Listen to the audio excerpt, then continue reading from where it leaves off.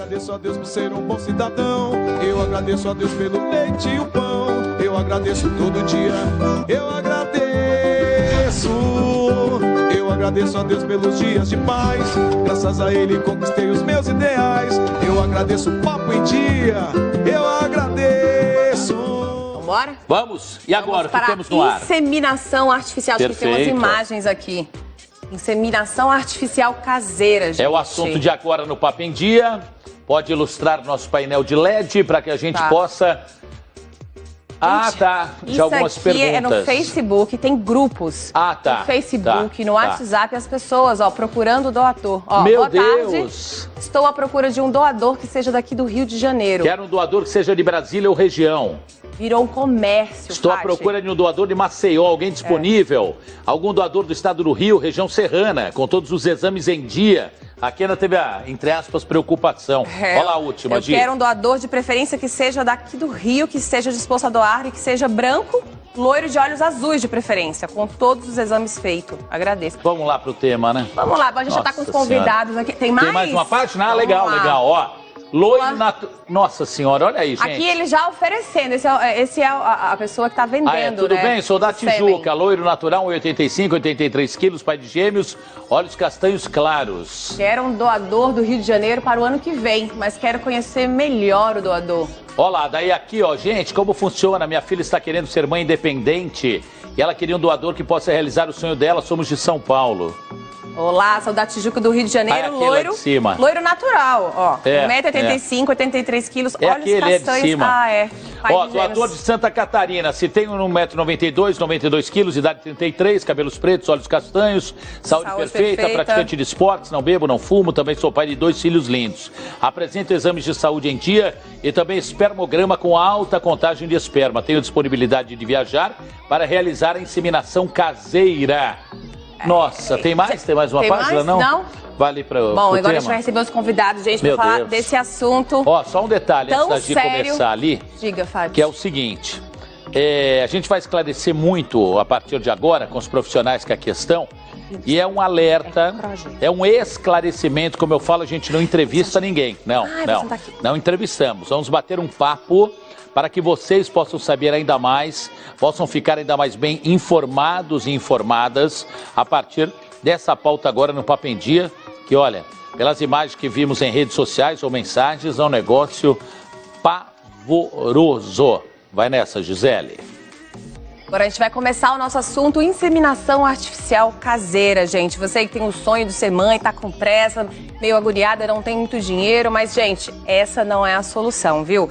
E para conversar com a gente trouxe o Gustavo Kroger, que é ginecologista obstetra, e a Eloia Osana, que é Master Coach especialista em inteligência emocional. Bom, vamos começar agora com o doutor explicando o que é essa inseminação artificial caseira. Queria primeiro agradecer por essa oportunidade, por estar explicando um assunto que eu acho muito importante. Porque assim, eu pensar numa inseminação artificial caseira é uma coisa absurda, tá? Quando a gente fala de inseminação artificial, o que acaba acontecendo, tá? É um procedimento de reprodução assistida. Um casal que não consegue engravidar, um casal que não está tentando, pra gente falar assim, primeiro, o que é um casal infértil? Um casal que está tentando há 1 ano, tá? Sem evitar, e não consegue engravidar. A gente começa a investigar, tá? Ou a gente existe também situações especiais, por exemplo, como casais homoafetivos de mulheres, tá? Ou mulheres que querem fazer uma reprodução independente, tá? Nesses casos, a gente vai ter alguns tipos de tratamento, tá? A gente tem tratamentos de baixa complexidade, que seria o coito programado, no caso de um casal, tá? Ou a inseminação artificial, tá? Que pode ser tanto para casais heterossexuais, como para casais homoafetivos e reprodução independente. O que é a questão? Quando eu vou fazer uma inseminação artificial, é uma inseminação intrauterina, tá? Então, o termo de inseminação a gente usa para quando a gente vai pegar o sêmen, que pode ser do parceiro do doador, a gente vai processar esse sêmen e através de um catéter é como se fosse assim, uma carga de caneta Bic, uma estrutura muito delicada. A gente coloca a paciente numa posição ginecológica, como se fosse escolher um Papa Nicolau, introduz esse catéter com esperma processado, tá? Dentro do útero dessa paciente. Qual que é a indicação de inseminação artificial, tá? Ou no caso assim de casais homoafetivos ou reprodução independentes, porque a gente precisa ter a amostra do gameta masculino, ou no caso de um casal, para quando a gente tem um fator masculino leve. É um homem que tem pouca concentração ou pouca movimentação de espermatozoide. Quando a gente vai fazer um exame de espermograma, assim, mulher, existem diversos exames para a gente avaliar a fertilidade feminina. Para avaliar a fertilidade masculina, basicamente é o espermograma. Ele não é um exame perfeito, tá?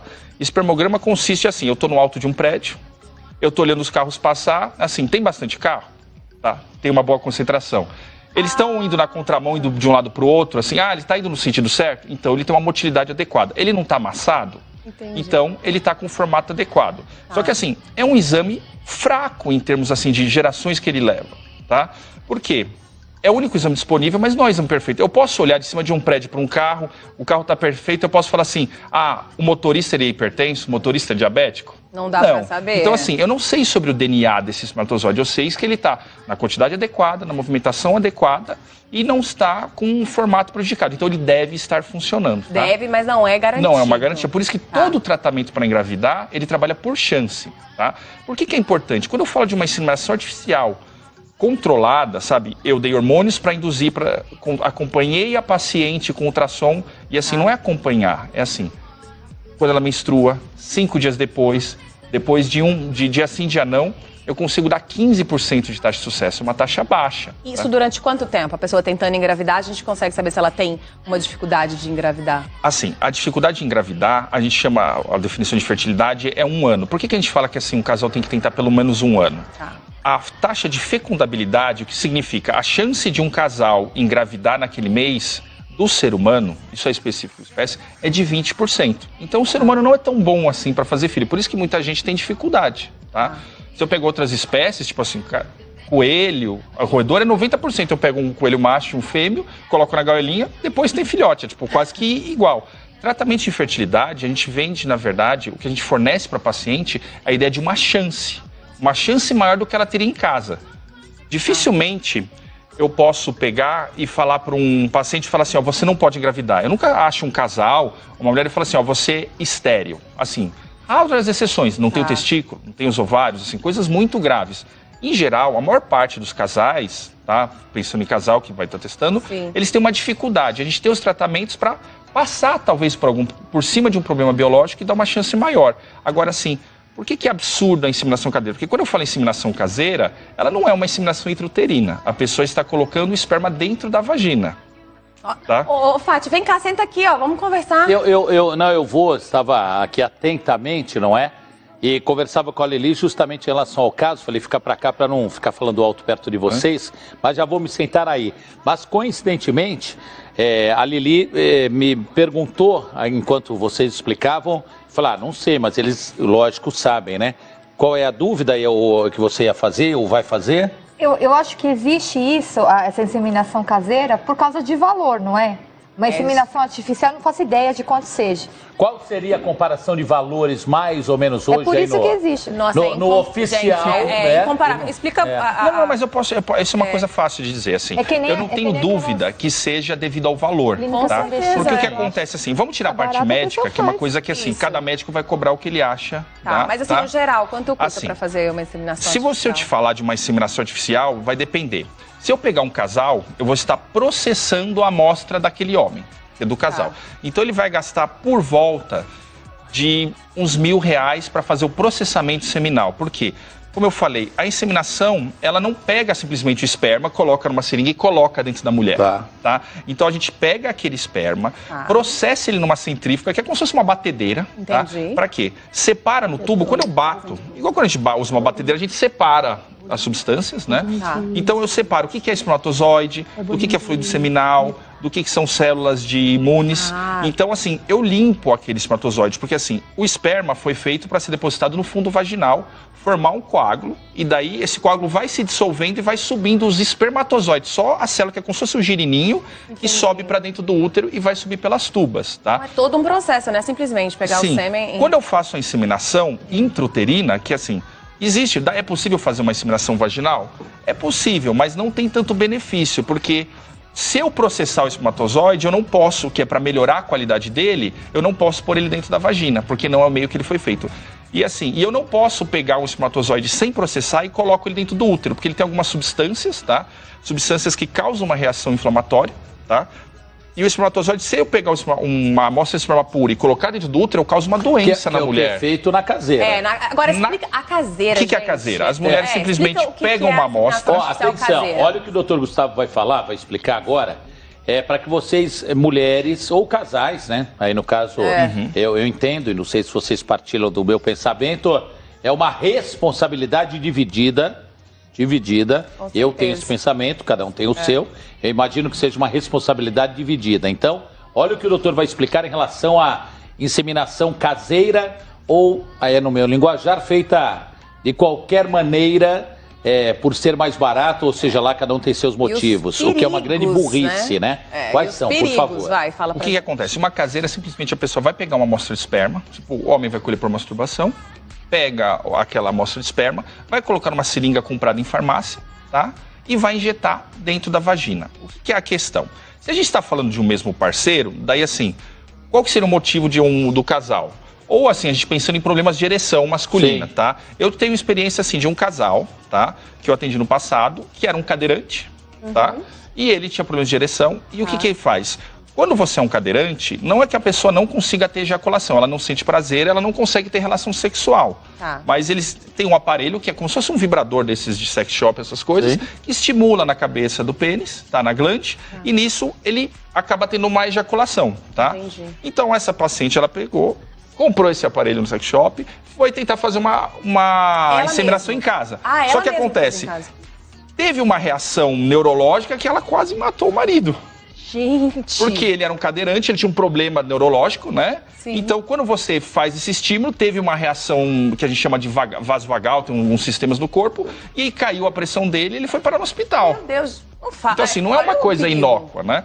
E eu tive outro caso, daí um caso mais antigo, quando eu estava ainda na residência, muitos anos atrás. Teve uma paciente, ela nasceu com estrofia de bexiga. O que é isso? Ela tinha um defeito, o bebezinho, ele começa a vir da coluna e vai fechando o abdômen, né? Vai fechando de trás para frente. Não fechou direito o abdômen dela e ela nasceu com estrofia de bexiga. O que significa? A bexiga dela nasceu, quando ela nasceu, estava aberta para a parede abdominal, na pelve. Fizeram umas cirurgias para reconstruir, só que isso acabou comprometendo o canal vaginal dela. Então, assim, não é que ela não tinha vagina. O canal vaginal dela era assim, ela tinha um orifício igual da uretra, por onde saiu o xixi, e tinha um orifício que não passava nenhum dedo, passava tipo da espessura de milímetros. Mas isso não tinha nenhuma cirurgia para... Assim, ela não quis... O que ela fez? Ela poderia ter feito uma cirurgia para reconstruir, é uma coisa extremamente complexa, tá? Ela pegou, fez com o marido a mesma coisa. Ela não conseguia ter relação via vaginal, porque não tinha uma vagina que permitia isso. Pegou a amostra do marido e injetou com uma seringa lá dentro. Ela até engravidou, tá? Só que o que aconteceu? Ela teve uma perda fetal e ela não tinha um canal vaginal para sair. Então tem que fazer uma cesárea por causa de um aborto. Que é normalmente uma coisa que acaba resolvendo sozinho. Então essas coisas não são inócuas. Óbvio, e nada à toa, o procedimento errado ou mais barato. Aliás, esse procedimento, ou essa atitude que algumas pessoas tomam, ou alguns casais... se resume naquele ditado que está na história da humanidade, que o barato sai caro com as consequências, né? Nós temos uma participação de telespectador ou telespectadora no ar, que nos telefonou no 2578-600011. Estamos em São Paulo, o Brasil inteiro nos vê, graças a Deus. Vamos saber quem é. Alô, bom dia. Alô, bom dia. Oi, bom dia. O telefone está plugado, mas não está liberado o som do telefone. Alô? Alô, alô? Alô ao telefone.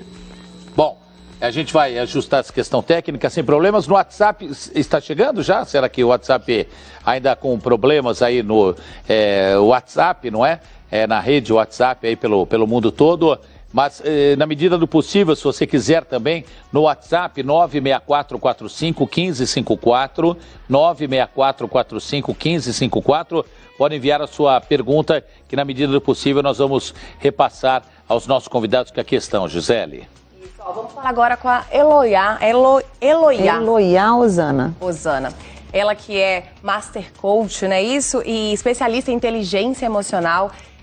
Eu acho que para a pessoa, na minha opinião, né, no que eu acredito, a pessoa, para ela fazer esse tipo de inseminação artificial caseira, tem que estar abalada, tem que estar desesperada, porque, gente, são 27 vírus, saiu uma pesquisa numa revista estrangeira, que são mais de 27 vírus que são transmitidos. Imagina, uma pessoa que você não conhece. Tem até, eu vi acho que foi na Band, se eu não me engano, no programa da manhã. Eles têm um casal que tem a casa, eles vão até lá, o casal... foi lá. Eu queria lembrar qual era, foi lá. O casal tem relação, ela passa de toalha e a pessoa fica esperando na sala para poder usar a caneta, lá, a seringa com um esperma, né? Sim. Fala pra gente como que você pode ajudar as pessoas que querem muito ser mãe? Hoje em dia as mulheres multitarefas, a gente tem que dar conta de tudo, tem que ser mãe, tem que ser uma boa profissional, tem que se destacar no mercado. Como é que você pode ajudar essas pessoas que estão assistindo a gente? Antes, sem te cortando por necessidade, só pra gente não perder o telefone, me permita, Osana e doutor Gustavo, já no jeito, como eu falo. Alô, bom dia. Oi, bom dia. Oi, bom dia, quem fala? É o Thiago. Oi, é Thiago? Isso. Da onde você fala, Thiago? Rio de Janeiro, Cabo Frio. Cabo Frio, Rio de Janeiro. Pois não. Thiago, qual é a pergunta que você quer fazer e desde já obrigado pela sua ligação. Então, o que acontece? Me colocaram num grupo no Facebook, que tem muitos grupos no Facebook de doação caseira, né? E tem muitos resultados e tal. E algumas pessoas veio falar comigo, me pedir para ser doador de pessoas desconhecidas, na verdade, né? Pessoas que a gente não conhece. As meninas que pedem exame, aquelas coisas todas. Eu fico muito medo de fazer isso, porque a gente não sabe quem é a pessoa, a confiança que a gente tem. Mas eu tenho muitos colegas que estão nesse grupo no Facebook, fizeram doação, as meninas ficaram grávidas e está tudo certo. Eu queria perguntar ao doutor aí, qual o problema futuro isso pode causar assim, na criança, se pode vir algum problema no futuro, depois que a criança nascer, se existe esse risco, entendeu? Porque muitas meninas vão no grupo e procuram para ser doador, assim, de pessoas desconhecidas, na verdade. Tá, uma dúvida. Ou como? físico? O problema psicológico ou físico você quer saber futuramente, o problema na criança? Isso. Físico ou psicológico, ou os dois? Oi? Você quer saber do problema físico ou psicológico que a criança pode ter? Não, físico, porque já houve casos que eu fiquei sabendo que teve um problema. O doutor, Thiago, só para você entender, o doutor está explicando isso, essa questão dos riscos, né? Que a inseminação caseira ou feita de forma caseira pode trazer. Só para te liberar, tá na linha ainda? Thiago, me ouve? Ouvindo. Tá, você, por favor, sua resposta é importante até para a gente dar sequência ao assunto. Você já participou na ativa praticamente? Já foi doador? Já se beneficiou do grupo? Ou você está pensando em participar, é isso? Não, então, eu já doei. Eu já doei uma vez, tá? Um casal, na verdade, de lésbicas, né? Que desses grupos tem muitos casais de lésbicas, a maioria das pessoas. Tá, né? você ganhou por isso, Thiago? Recebeu algum valor? Não, porque eu fui informar, eu sei que cobrar é crime, tanto para quem paga e para quem cobra, entendeu? Sim. Perfeitamente. Aliás, é oportuna a sua resposta e muito obrigado pela sua sinceridade.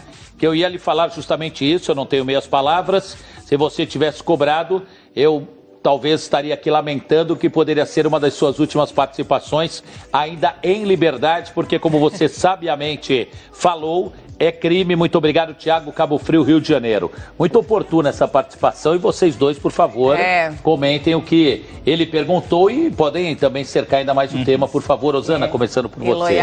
Eu acho que o que a gente tem que pensar aqui, que o brasileiro, na verdade, o ser humano, ele tem uma tendência a buscar atalhos, né? Então, a inseminação com o médico, né, dentro do protocolo, não é uma questão só financeira, né? Ela dá muito mais trabalho. Você vai fazer o quê? Quantos exames? Quantas vezes a mulher vai ter que ir lá? Ela vai ter que ser assistida durante um certo período. E o brasileiro, ele gosta de resolver a coisa rápida, aquele jeitinho. Olha, Master Coach é você, mas eu vou te falar. Eu, no meu linguajar, já é ser burro demais, ser burra demais, ser gente ignorante. Do meu jeito é ser muito chucro ou chucra. Quem procura esse caminho que você está falando é por essas questões. Pelo amor de Deus, vai ser desprovido de inteligência. Ele falou, a pessoa não teve problema nenhum, gente. Vai ter casos que não vai ter problema mesmo, mas a maioria vai ter problema. Sim, existem tantos problemas. que são físicos, quanto problemas psicológicos futuros, quanto problemas jurídicos futuros que podem acontecer, porque não é uma doação anônima, né? Então, futuramente, esse filho pode requerer paternidade, né? Ele pode querer saber quem é o pai, ele pode exigir direitos, tanto quanto pensão alimentícia, enfim. Então, é uma série de prejuízos futuros por busca de atalho. Isso que é o que mais me preocupa nas pessoas. Você já começa a ter um filho, que é uma coisa que vai te dar trabalho a vida inteira. Sim. Procurando um jeito mais fácil de ter. A Gisele falou, e aí emendar uma pergunta, e acho que eu te cortei pela participação do rapaz, mas acho, tenho quase certeza que ela ia falar. Eu ia perguntar. Das mulheres. Do perfil, né? é uma mulher. O perfil é de mulher desesperada ou não chega tanto? Pode ser desinformada. Eu acredito que existe muito ainda desinformação e aí a busca do atalho. Segundo, eu acredito que tem essa pressão mesmo de vamos resolver esse problema, né? Eu tenho que ser mãe. Começou há 30 anos, é assim, e aí, não vai casar? Aí casa, e aí, não vai ter filha? Tem um, e aí, não vai ter o outro? E aí? É uma cobrança da sociedade, né, em cima da mulher, muito maior ainda. E quando eu vi as outras, falávamos disso no outro dia, uma situação nossa que eu digo de conversa. E quando eu vi as outras mulheres com mães, com crianças, e o relógio grávidas, biológico, e aí vem a pressão, né? E a pressão da gente, da sociedade, de tudo. Meu diretor só está me informando aqui no nosso ponto que temos mais uma participação. Aí o doutor Gustavo fala em relação a essa pergunta, o comentário que vem. Alô, no telefone, bom dia. Bom dia. Bom dia, quem fala? Erivelto. Qual o nome? Erivelto. Erivelton, da onde você fala, meu amigo? Eu falo de Minas Gerais, São João Evangelista. Tá, qual o nome da cidade? São João Evangelista. São João Evangelista. Você está quantos quilômetros ou quantas horas distante de Belo Horizonte, meu amigo? São 360 quilômetros. Está longe, está longe. Olha, primeiro de tudo, obrigado pelo carinho de sua ligação, pela sua audiência. Qual é a pergunta ou comentário que você quer fazer, por favor? Eu estava querendo fazer uma pergunta assim. Uma mulher que é ligada, tem gente, ela não arruma filho ainda? Como é que é? Uma mulher que é ligada não arruma filho ainda? Uma mulher o quê? Que é ligada. Perfeito, tá. Essa é a pergunta, meu amigo? Tá bom, mais algum comentário? Algo mais que você queira falar? Não, é só isso aí. Eu estava querendo saber sobre isso aí. Tá bom. Veja pela TV, ouça pela sua TV. Muito obrigado. Como é que você nos assiste aí? Como é que você nos sintoniza aí? Em qual canal, em qual operadora? Como é, meu amigo? Na operadora aqui na televisão, aqui na Rede Globo. Tá. Tá ok, muito obrigado. Não, tá um pouco confuso, né? O confuso a comunicação, mas o principal, o doutor Gustavo até me ajudou, obrigado, porque eu sou meio surdo, sou mesmo. Não, mas ele falou eu falo ligado. aqui. E aí, o que o senhor pode falar? O que acontece? Quando a gente fala de mulher ligada, assim, tem tanto para homem quanto para mulher, que é a vasectomia no caso do homem e a laqueadura no caso da mulher. O que acaba acontecendo? O homem vai ter o testículo e vai ter um caninho que vai ligar o testículo ao pênis para sair o espermatozoide. Tá? A mulher vai ter um caninho que vai ligar entre o útero e o ovário, que é a tuba uterina. Tá? Quando a gente fala o que é a ligadura tubária, a gente vai lá, corta e dá uns pontos para separar esse acesso. Então já tá? Não, assim, na medicina a gente não fala nem nunca e nem sempre. Tá? A chance de uma pessoa com laqueadura ou vasectomia, que eu cortei o caminho, engravidar é baixíssima, tá? Mas eu não posso dizer que é impossível, tá? Porque tem um processo orgânico que pode ter, na hora de cicatrizar, recanalizar. Tanto é que assim, na mulher é mais difícil testar, tá? Na mulher a gente fez a laqueadura, a gente fala que, teoricamente, seria um método definitivo. Teoricamente, tá? O único jeito de não engravidar é não fazendo nada, que eu falo isso para minhas pacientes, tá? Não tem outra maneira, tá? Esse é o 100%, tá? Qualquer outro pode ter uma chance muito baixa, como a laqueadura e a vasectomia. Na laqueadura, não teria um encontro do espermatozoide com o óvulo, mas não tem nenhum assim, até existe um exame, que é o exame que a gente usa em fertilidade, que é a estereossalpingografia. A gente já tem um contraste na mulher, que faria o trajeto do espermatozoide, tá? E daí tira uma chapa de raio-x, ele vai aparecer, então vai parecer que as tubas estão entupidas. Tá. Eu faço esse teste para as mulheres que não conseguem engravidar, tá? Porque é uma causa muito comum de mulher não conseguir engravidar, é porque ela teve um processo inflamatório, sabe quando a gente rala, forma aquele soro, né? Forma uma cola lá dentro e entope. Então a mulher que teve laqueadura é muito difícil ela engravidar, tá? Mas, eventualmente, no processo de cicatrização, tá? Pode acontecer de grudar as pontas de volta e recanalizar. Muito Mas tem como difícil. refazer? Tudo pode refazer. Existe. Não foi combinado, é o que eu ia perguntar. Tá. Existe uma cirurgia chamada de recanalização da laqueadura, tá? O que acontece? A gente não usa ela mais, tá? Por que acaba acontecendo? Depende de como a pessoa fez a laqueadura, dá pra fazer. Assim, se eu pegar lá com bisturi, cortar retinho e tentar emendar, talvez eu consiga. O problema é que na hora de cicatrizar, não tem aquelas pessoas que você faz um cortinho e faz uma cicatriz grande? Sim. Um queloide hipertrófico? A pessoa, na hora de cicatrizar, pode fazer uma cicatriz grande e essa própria cicatriz entope. A mesma coisa que tem no caso do homem também. O homem pode fazer uma vasectomia, a gente corta, tá? E na hora corta as pontas e tenta emendar. Agora, o que acontece é assim, algumas pessoas na hora de fazer a laqueadura tiram um pedaço da tuba, queimam com bisturi elétrico, faz um processo inflamatório tão importante que não tem mais como reverter. Também devemos fugir obrigatoriamente desses maus ou péssimos exemplos. Só sem cortar, cortando, telefone no ar. Alô, ao telefone, mais uma ligação. Alô, bom dia. Bom dia, né? Bom dia, Fatioli. Bom dia, quem fala? É Luiz de Guarulhos. Oi, Luiz, Guarulhos. Qual bairro você fala de Guarulhos? Vila São Rafael. Perfeito. Luiz, qual é a sua dúvida, por favor, ou sua colocação, ou pergunta, seja lá o que for, por favor, e muito obrigado pela sua audiência. Eu que agradeço, Fatioli. A minha dúvida é o seguinte, vamos supor, igual nesse negócio do Facebook aí, as pessoas estão querendo o doador, né? Escolhem o doador, é loiro, olho azul e tal. Vamos supor que o bisavô desse rapaz seja negro. O que acontece? Se nascer negro, essa pessoa vai colocar a criança na adoção? Olha, ô Luiz, muito obrigado. O que você faz na vida, Luiz? Você tem alguma atividade principal, fixa? Eu estou aposentado. Aposentado. Poxa, olha, com mais tempo para nos assistir, né? Muito obrigado, Isso, tá? acompanho você faz tempo, Fatioli. Muito obrigado, Luiz. Um abraço grande, obrigado mesmo pelo carinho da ligação, tá? Eu agradeço. Abraço. Outro grande. Oportuna pergunta, hein? E aí, acho que mais para Rosana, ou enfim.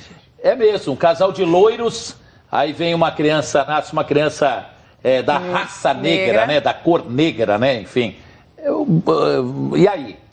E aí, ela quer ter um filho, ela quer ter um bebê desenhado, eu quero que tenha Y, Z e X qualidade. Ela quer ser mãe ou ela quer pegar uma criança exatamente como ela idealizou? Porque até a gente que pode ter o filho mesmo naturalmente, o meu filho também pode vir com N coisas, características diferentes. Minha filha é loira, gente. O pai dela é claro, minha filha é loira do cabelo enroladinho, você viu, Pia? Totalmente diferentes, né? Totalmente Agora, diferente quando você quando a sua expectativa, quando a sua vontade é maternar, é ser mãe, é realizar aquele sonho, independente. E aí, no perfil, ainda vou na carona da Gi, então. No perfil que mais ou menos você entende, estuda e acompanha e analisa, né? É das mulheres que vão procurar esse procedimento errado, caseiro e criminoso. Qual é o perfil delas? Nesse aspecto, por esse aspecto. É um perfil que eu falei no início, de busca de atalho. Busca de atalho. Não, em relação à criança, em relação ao sentimento mãe e filho, nesse sentido. Ela quer ser mãe, ela vai ter um sentimento maternal. Pode vir do jeito errado, do jeito que ela criou. E tem vários casos que teve sucesso, que a pessoa está lá feliz com o filho, que deu, não sei o quê. Existem fatores psicológicos. Gustavo não concorda com essa situação. Pode falar. Você como coach, né, das mulheres, tal, essa cobrança toda, o que você falaria para ajudar, né? Por exemplo, tem a dona de casa, a moça profissional, tudo, quero ter um filho, passei dos 30, já começa aquela cobrança, não tenho namorado ainda. 35, né? Ou não é 30, doutor? 40, vai. Depois dos 35, a taxa de fertilidade pode cair. Diminui. Então a partir dos 35. Depois dos 40 começa a ficar bem difícil, tá? O que a gente estava falando assim no espelho assim, é que tem acho que nessa questão da inseminação caseira tem dois públicos, tá? Eu vou ter tipo de casais que tem por algum problema assim que vai ser, normalmente vai ser um problema de impotência masculino, que vai tentar fazer caseiro, porque não teria outra justificativa. Normalmente, assim, eu não consigo imaginar porque um casal... Por quê, né? Iria fazer uma inseminação caseira. No caso de reprodução independente, que é uma mulher que quer ter filho e não tem um parceiro, ou no casal de mulheres homoafetivas, o que acontece? Elas estão querendo fazer um sistema para simplificar e reduzir o custo. Como a gente estava falando de custo, assim, eu vou gastar mais ou menos uns R$1.000 em processamento seminal. Uma coisa laboratória. Isso no meio de laboratório. Ela vai gastar mais ou menos uns R$1.000 em medicamentos, é uma farmácia, uma coisa que não tem. A parte médica vai variar. Tá? Então, assim, se eu não fosse cobrar nada... Varia, assim, você vai ter desde média. pessoas cobrando R$500 a pessoas cobrando 5 mil. Normalmente, numa inseminação, que é o processo mais simples, Em não vai média, sair fica no disso. meio. Fica em uns 5 mil reais 5 mil não tudo? passaria, Não, eu acredito. Mas tudo bem, mas até um termo... Só que... Pacote completo, Seria mais ou menos quanto? Só que é isso. 5 mil, Pensa né? numa inseminação, mais ou menos, é difícil, porque a parte médica entendi, vai variar. Cada um tem mas um, cada um vai cobrar o que quer. Óbvio, entendi. Mas assim, o que acontece? Telefone? O problema é que é isso, eu tô falando isso por uma chance de 12 a 15%. Eu Tá. tô falando por um filho. Tá, entendi. E daí tem outra questão. Quando eu falar em casais de reprodução independentes e de mulheres de casais, na verdade, uma reprodução independente de casal homoafetivo, a mulher tem que comprar uma amostra de esperma. Essa que é a questão. Uma amostra de esperma, existem bancos que vendem, custa R$3.000. Eles perguntam, por que vai cobrar uma coisa que a pessoa doa de graça? Porque o doador que vai doar esperma, se ele quer ajudar alguém, ele pode ir num centro desses que tipo de doação de esperma e ele vai doar esperma. Ele não vai receber nada por isso. Até porque é crime O doar que acaba sêmen. acontecendo? Ele vai receber todos os exames dele de graça. Porque assim, quando eu vou pegar uma amostra de esperma, essa amostra de esperma não foi colhida ontem. Assim, para fazer uma inseminação caseira, a fresco, o esperma é viável por tipo meia hora. Passou de meia hora, ele já não teria mais função.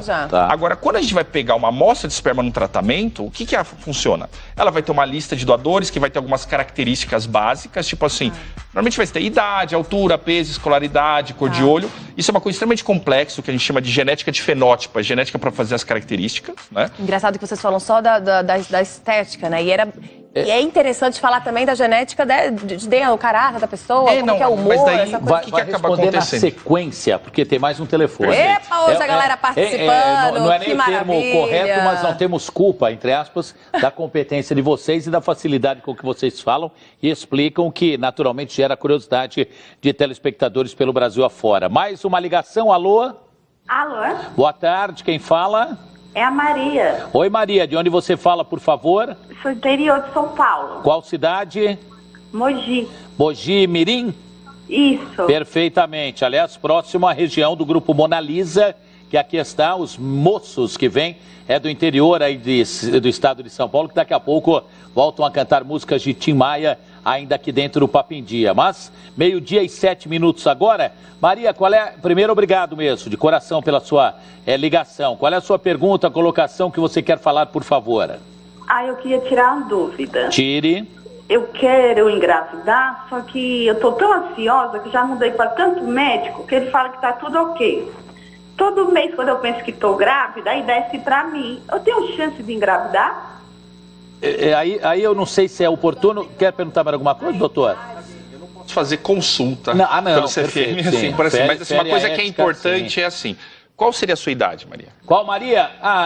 34 anos. Tá bom, isso eu consigo... Já basta, Maria? Ouça pela TV a resposta. Como que você nos sintoniza aí em Mojimirim, Maria? Como?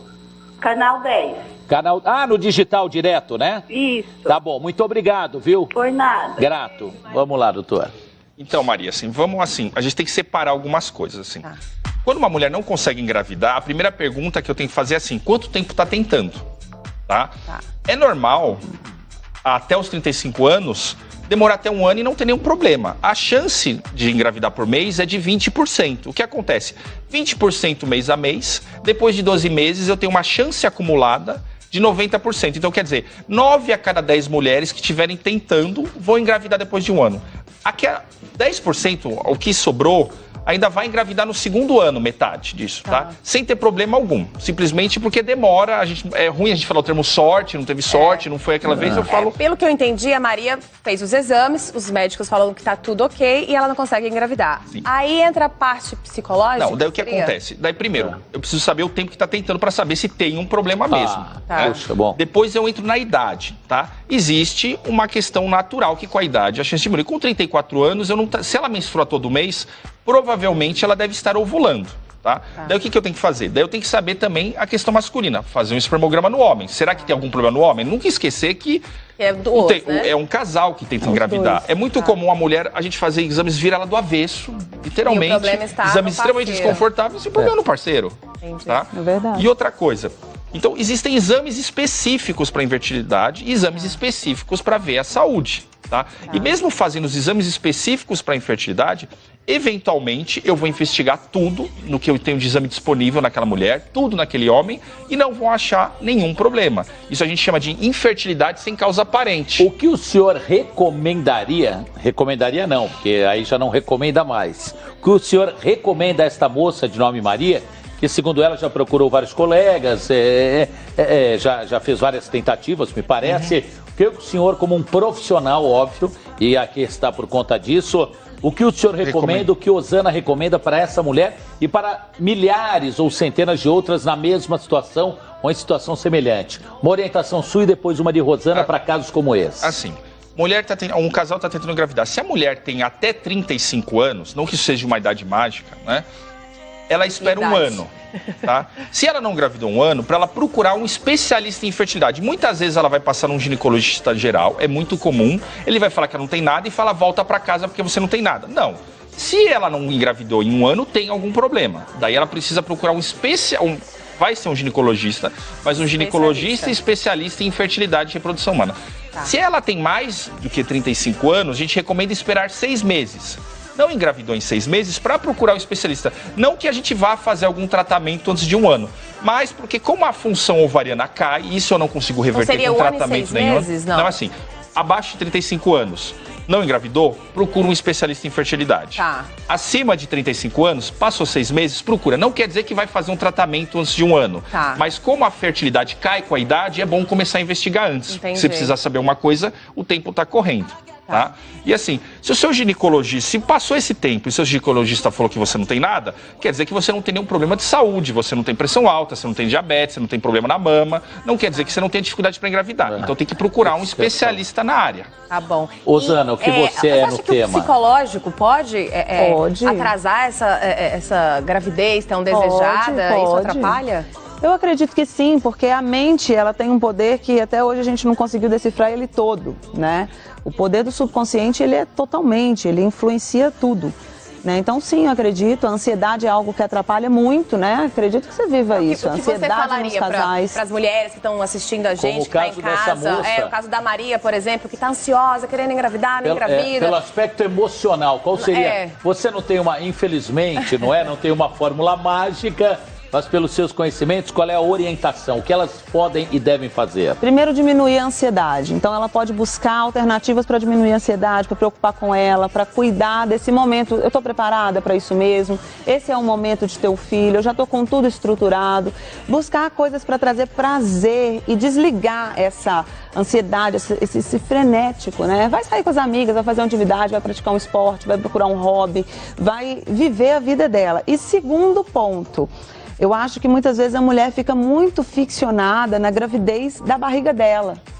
Se ela tem de verdade vontade de ser mãe, tem toda a estrutura para receber emocionalmente, psicologicamente, financeiramente uma criança, por que não uma adoção? Aí, gente, é para vocês pensarem, né? Por que não? Porque eu quero ser mãe. Agora eu vou deixar de ser mãe porque eu não consegui. Uma curiosidade pessoal não, mas é uma curiosidade a partir de casos de casais próximos, pessoas amigas de minha relação, de minha esposa, de minha família, enfim.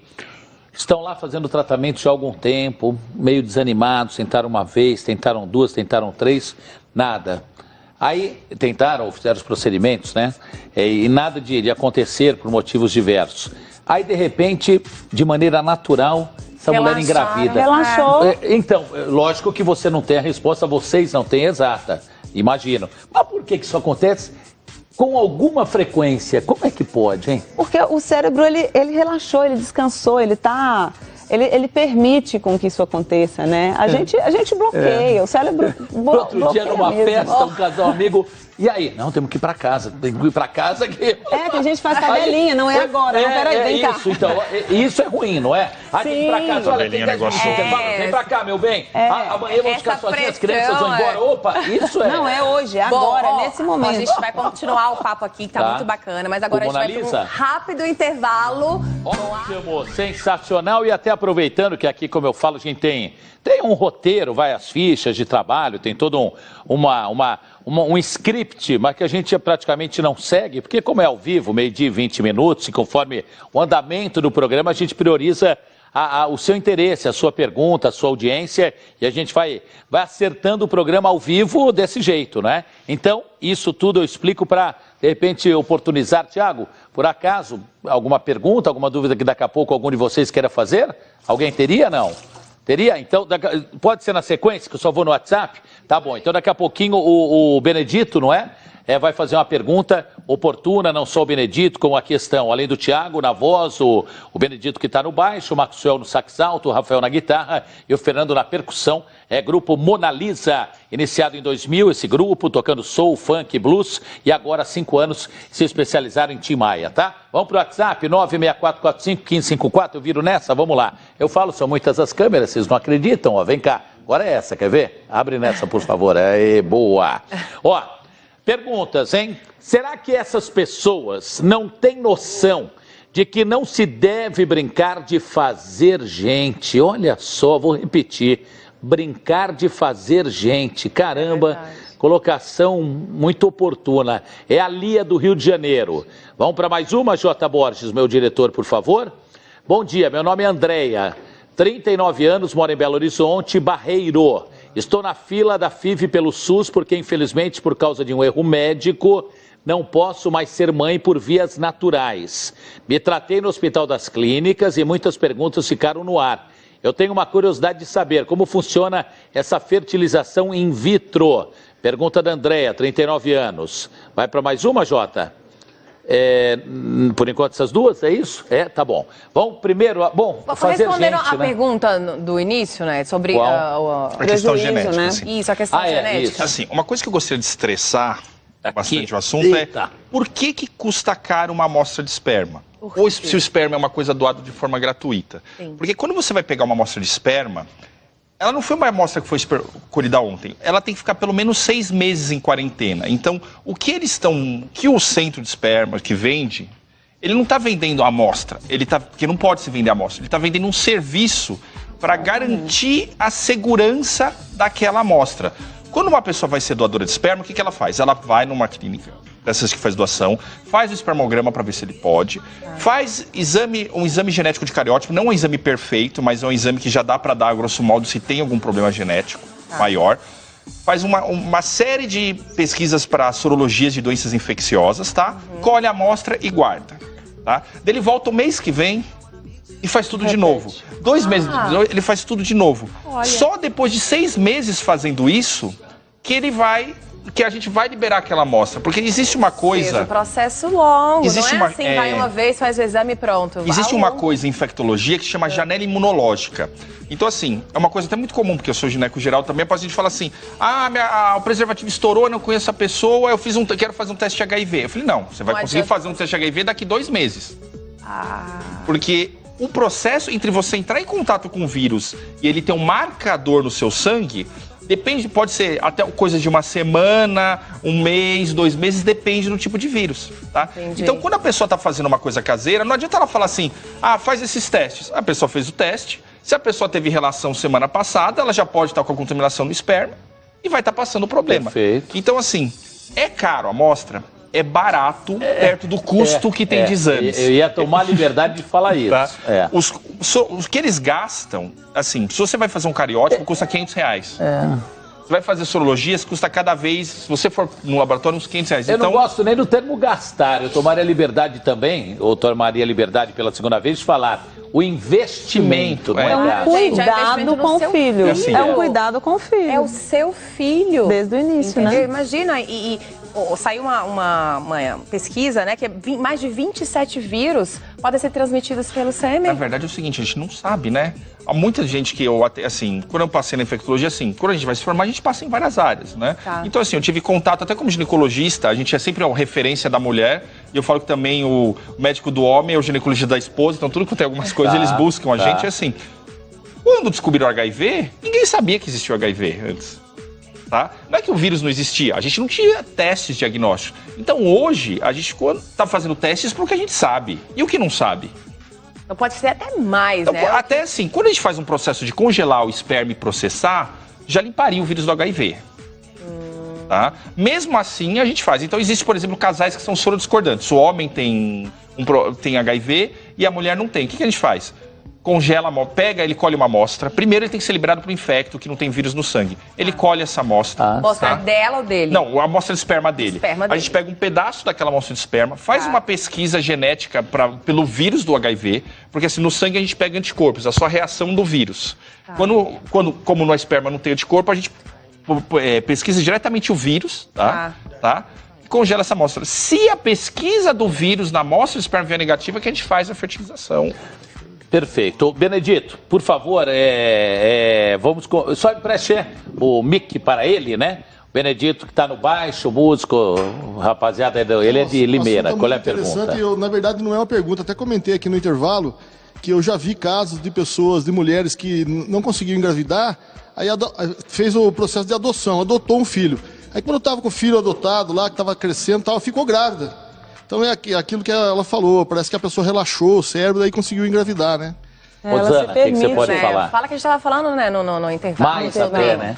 Sobre essa cobrança da mulher e quem disse que ela tem que ser mãe, né? Isso tem quem que partir disse que dela. tem que ser mãe da barriga dela também, né? Exatamente. Eu já recebo muitas alunas, clientes que falam comigo assim, Elô, eu tô no auge da minha carreira agora, eu não quero engravidar. Mas a sociedade me pressiona, eu já estou quase chegando nos 40 anos, mas a minha empresa está bombando. Se eu tiver um filho agora, o que vai ser desse filho? Criado pela babá, sozinho? Porque eu não vou parar agora. E aí? Para tudo, gente. Não tem Mas jeito. se a mulher ela não sabe quem ela é, se ela não tem certeza da identidade dela, ela não consegue segurar essa pressão da sociedade. Repita e explique mais isso que é fundamental. Olhando para uma das câmeras aqui, imagine não, que é a situação que acontece, graças ao bom Deus, milhares de mulheres que te veem agora. Fale direto para elas, por favor. Você precisa entender o seguinte, o que você quer e o que você deveria querer. São duas coisas diferentes. Uma coisa é o que eu quero. Eu quero ser mãe agora? Ou eu deveria ser mãe agora? Aquela ali, por favor. Aqui. Ou eu deveria ser mãe porque eu tenho 35 anos, 40 anos, eu já estou casada há tantos anos, ou não vou ter mais ninguém para perpetuar a minha genética. Eu deveria fazer isso ou eu quero de verdade fazer isso? Então ela precisa se autoconhecer e entender o que ela deveria e o que ela quer. Esse é o primeiro ponto. O segundo ponto... E ela precisa de ajuda, por exemplo, de uma profissional como você, para tirar essa dúvida, ou só ela, olhando no espelho, conversando com ela, pode se entender? Se não resolver no espelho, procura coach, né? Porque eu acho que depende do nível de autoconhecimento que a pessoa tem de si mesma. Às vezes ela nem sabe quem ela é mesmo. Às vezes ela é aquilo que o tempo inteiro falaram com ela que ela deveria ser. Você deveria casar, ela casa. Você deveria ter um filho, você vai ter um filho. Você deveria abrir mão da profissão para ficar com filho. Ela abre mão. Nossa, fala assim, você não quer ser mãe, porque tem gente que fala assim, não quero ser mãe. Você não quer ser mãe, tipo, um absurdo, gente. Eu vou fazer uma pergunta, não sei se eu falar besteira, você me corrija. Como eu falo, os profissionais do assunto são vocês, né? Nessa hora da mulher que está na dúvida se vai engravidar ou não, se quer engravidar ou não, a família, se bem que isso é muito pessoal, mas vou perguntar, vai? Pessoal para cá, família, de família para família. A família mais ajuda ou mais atrapalha? Você tem históricos que possam me responder isso e para quem nos vê? A família pode ajudar e pode atrapalhar, depende da família. Depende. É tipo aquela família que cada parente tem 5 filhos, entendeu? Fala, ué, você não vai ter filho? Não, perguntei até, de repente, de histórico de pacientes, de pessoas que vão procurar, de repente, teria mais um perfil de mais ajudar ou mais atrapalhar, entendeu? Por isso que ela tem que ter certeza de quem ela é. Porque, por exemplo, talvez o contrário dessa pressão que a gente está falando, dela falar não. Talvez ela falar, não, eu quero sim. Eu vou fazer fertilização, eu quero sim, eu vou enfrentar o que tiver que enfrentar. Eu, quando decidi ter minha segunda filha, eu fiz a minha decisão dentro de uma ferramenta de coaching com meu esposo. A gente fez perdas e ganhos e nós avaliamos de forma racional e não emocional. Exatamente. Se nós íamos fazer ou se não, se a gente queria, se era o momento ou se não era o momento. Decidimos, a gente bateu foto desse momento que a gente decidiu, assim, racionalmente mesmo ter. E uma das coisas que era contrária era a família. Então, eu tive que ter muita convicção da minha vontade para eu peitar a família. Imagino. Alô ao telefone, 12h30, ou passados 30 minutos, ou passada meia hora do meio-dia. Alô ao telefone, boa tarde. Boa tarde. Alô? Boa tarde. Oi, boa tarde. Quem fala? É a Maria, aqui do Lago 13, Santo Amaro. É, Lago 13, muito região obrigado de Santo por esse Amaro. assunto que você colocou no ar, referente à mulher não poder engravidar. Muito obrigado por esse momento de eu saber. Eu queria fazer uma pergunta. Pois não. Oi, Maria. Eu queria fazer uma pergunta o seguinte. A minha filha tem 34 anos. Ela tem miomas. Vários miomas. Ela está tentando engravidar e não consegue. Tem condições ela engravidar artificialmente ou naturalmente? Será que tinha do jeito? Ela já passou por vários médicos e os médicos falam que ela não tem condições de engravidar. E, por favor, me dê uma orientação. Será que tem condições de engravidar mesmo com esse mioma? Pois não. Muito obrigado, Maria. Conseguiu ouvir? Entendi. Tá. Maria, assim, quando a gente fala de dificuldade para engravidar, a gente tem que separar causas femininas e masculinas, tá? 1/3 das vezes é na mulher, 1/3 das vezes é no homem, 1/3 das vezes é nos dois, tá? Vai 30%, e 10% das vezes a gente não encontra nada, tá? Mioma como causa isolada de infertilidade, tá? É menos tipo de 1 a 2% dos casos, tá? E assim, mioma, o que é o mioma? Imagina como se o útero fosse uma pera, tá?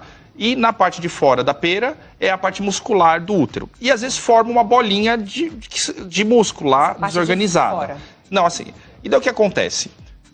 70% das mulheres têm mioma. Eu falo para minhas pacientes assim, mioma é igual pinta na pele. Todo mundo vai ter, tá? Assim, quando a gente vai se preocupar? Se está crescendo de maneira desorganizada, se está no lugar errado, tá? Então, mioma, você pode ter diversos miomas. Se for com um tamanho que não atrapalha, se for em locais que não atrapalham, não é isso a causa. Então, precisa passar num especialista para investigar as causas de maneira adequada, porque mioma raramente é uma causa isolada de infertilidade. Ah, então não seria, o caso da infertilidade não seria o mioma. Pode ser, mas não é o mais comum. Vamos encerrando. Olha, a gente desde já, muito obrigado. Tem uma pergunta do ficou... WhatsApp da Traz fertilização aqui, in vitro. Traz aquela no papel. Não, pode trazer. Olha lá. O que a Roberta, eu estou lendo aqui que a Robertinha atua a nossa produção. Tem essa, é o que a criança pode ter depois de nascer. De uma inseminação caseira. Prejuízo. Na verdade é o seguinte, a gente tem uma inseminação caseira... Foi uma espectador que eu comi bola e não fiz. A gente tem 3 questões. A jurídica, porque assim, quando é feito no centro de doação, na verdade foi doado de fato, então não tem aquela filiação de direitos tipo de paternidade. Quando a pessoa que doou de maneira caseira, ele vai ser pai. Ele querendo ou não, ele pode assinar o contrato que ele quiser de gaveta que não tem valor. Ele é o pai daquela criança com direitos e deveres. Né? Agora, tem do ponto de vista psicológico também, a gente tem o Estatuto da Criança, mesmo a pessoa... que fez uma doação anônima, eventualmente aquela criança pode procurar e querer saber o pai. Ela não vai ter direitos, tá? Mas eventualmente pode acontecer. O Estatuto da Criança diz que é direito de toda criança saber quem é seu pai. E aí, para quem faz de forma legal? Assim, isso é explicado. Ele não vai ter nenhuma filiação, tá? Mas se ele tiver... Muitas vezes a pessoa que faz isso, ela não tem problema. Ela já tem uma pessoa muito resolvida. Sim. As pessoas têm que entender que quando você doa esperma ou doa óvulo, você não está doando um filho. É igual você doar uma bolsa de sangue. Você está doando um material para ajudar alguém a engravidar. Pai e mãe é quem cria. Boa. Exatamente. Tá? Não importa assim, se você pegou pronto, pôs na barriga ou pegou um código. Quando eu falo de usar esperma e ovo doado, eu gosto de falar assim. Imagina que você tem um livro de receita. Você vai fazer um bolo. Você fez aquele bolo, ele é seu, tá? Imagina que você anota, eu gosto mais dessa receita, põe seu nome. Então aquilo seria o seu óvulo ou o seu esperma, é um código. Tá? Sim. Imagina que você perdeu esse livro, tá? A sua vizinha tem um livro igual, só que no dela, o nome dela está escrito diferente, tem umas características diferentes. Se você pegar o livro da vizinha e fazer, o bolo é seu do mesmo jeito. Por falar em bolo, daqui a pouco temos o bolinho de milho caseiro com a Lili Aguiar, que vocês já estão convidados. Dr. Gustavo Kroger, falei direitinho, não é? Muito obrigado. Seus contatos do doutor estão na tela para que as pessoas, mulheres, homens, casais, enfim, possam buscar mais informações e ter um atendimento profissional e de extrema competência com o doutor Gustavo, assim como com a Osana, não é? Que também nos visita, Eloiá, né? Osana, Master Coach, especialista em inteligência emocional, também acreditando os contatos de Osana. Muito obrigado. E vocês já estão convidados para que voltem numa outra oportunidade, né, Gê? Para a gente continuar com as perguntas. Hoje é um termo que a gente usa em TV, rendeu o assunto, não é? Com a repercussão, principalmente a partir de perguntas dos telespectadores. Então, gente, dou até a sugestão, às produtoras, a Roberta, a Bianca Catarina, a Lu Silveira e ao meu diretor que vocês voltem. A gente poderia fazer, Gê, até uma rodada apenas, entre aspas, de perguntas de telespectadores, não só pelo telefone de Viva Voz, como no WhatsApp, um ping-pong que a gente faria com vocês, uma grande sabatina, se vocês quiserem, lógico. Pode ser?